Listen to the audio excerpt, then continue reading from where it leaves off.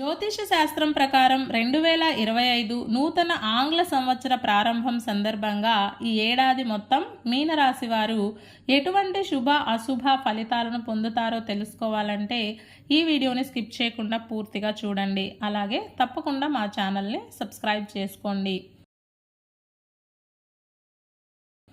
ఈ 2025వ సంవత్సరం మీనరాశి వారు కొంచెం జాగ్రత్తగా ఉండాల్సిందే అని జ్యోతిష శాస్త్ర నిపుణులు తెలియజేస్తున్నారు. రాశి చక్రం ప్రకారం వచ్చే ఉగాది నుండి ఈ రాశి వారికి అర్ధాష్టమ గురువు యొక్క దోషం ప్రారంభమవుతుంది. అలాగే జన్మరాశిలోకి శని ప్రవేశం చేస్తున్నాడు. వ్యయంలో రాహువు సంచారం ఉంది. ఈ కారణంగా మీరు నిదానమే ప్రధానం అన్న సూత్రాన్ని నమ్ముకొని ముందడుగు వేయాలి. అలాగని భయపడాల్సిన పనేమీ లేదు. ఈ ఏడాది మీకు దీర్ఘకాలిక సంచార గ్రహాలు మాత్రమే ప్రతికూలంగా ఉన్నాయి. మిగిలిన రవి, కుజ, బుధ, చంద్రగ్రహాలు ఎప్పటికప్పుడు మీకు యోగిస్తూనే ఉంటాయి. కాబట్టి కొంచెం జాగ్రత్తగా ముందు వెనుక చూసుకుంటూ పనులను నిర్వర్తిస్తే చాలు, అంతా శుభమే కలుగుతుంది. అయితే శని, రాహువు మరియు గురువు యొక్క బలాలు కొంచెం తగ్గడం వలన ఈ ఏడాది మీ యొక్క పేరు ప్రఖ్యాతలకు మచ్చ ఏర్పడవచ్చు. సమాజంలో గౌరవానికి భంగం వాటిల్లకుండా తగు జాగ్రత్తలు తీసుకోవాలి. వృత్తి, ఉద్యోగ మరియు వ్యాపారాల పరంగా కీలకమైన మార్పులకు ఇది అంత అనుకూలమైన కాలం కాదు.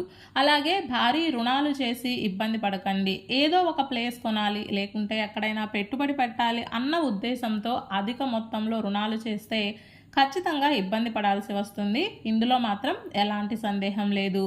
ఆరోగ్యపరంగా చికాకులు తప్పకపోవచ్చు. మొత్తం మీద మీనరాశి వారు ఈ ఏడాది మొత్తం అన్ని విధాల జాగ్రత్తగా ఉండడం అనేది చాలా అవసరం అవుతుంది.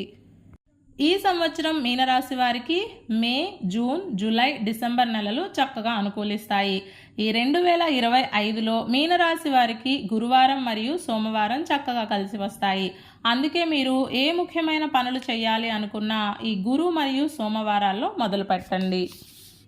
ఈ బుధవారం రోజున ఉన్నటువంటి తిథి విద్య, నక్షత్రం ఉత్తరాషాఢ నక్షత్రం, రాహుకాలం మధ్యాహ్నం 12 గంటల నుండి 1 గంట 30 నిమిషాల వరకు, యమగండం ఉదయం 7 గంటల 30 నిమిషాల నుండి 9 గంటల వరకు. అలాగే ఈ రోజు యొక్క శుభ సమయాలు ఉదయం 9 గంటల 55 నిమిషాల నుండి 10 గంటల 40 నిమిషాల వరకు, తిరిగి సాయంత్రం 4 గంటల 55 నిమిషాల నుండి 5 గంటల 35 నిమిషాల వరకు. ఈ రోజు యొక్క పంచాంగం ప్రకారం మొక్కలు నాటడానికి, అగ్రిమెంట్లకు, రిజిస్ట్రేషన్లకు, ప్రయాణాలకు, స్నేహాలకు, పరిచయాల అభివృద్ధికి, వెండి మరియు బంగారం వినియోగానికి అన్నింటికీ కాలం చక్కగా కలిసి వస్తుంది. ఈ రోజంతా శుభప్రదంగా సాగడానికి, అన్ని పనులు సక్రమంగా పూర్తి కావడానికి, అలాగే విజయం పొందడానికి ఉదయం స్నానం ఆచరించిన తర్వాత మీకు బాగా ఇష్టమైన దేవాలయానికి వెళ్ళి ఆలయ దర్శనం చేసుకుని తీర్థ ప్రసాదాలు స్వీకరించిన తరువాత దినచర్యను ప్రారంభం చేస్తే అంతా శుభమే కలుగుతుంది. ఈ బుధవారం రోజున శుక్లపక్ష విద్య వచ్చింది కాబట్టి ఈరోజు మనమంతా బాలచంద్ర దర్శనం చేయాలి.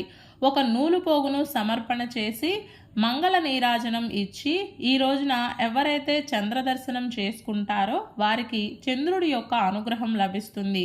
మానసిక ప్రశాంతత ఏర్పడుతుంది. స్థిరమైన సంపదలు కలుగుతాయి.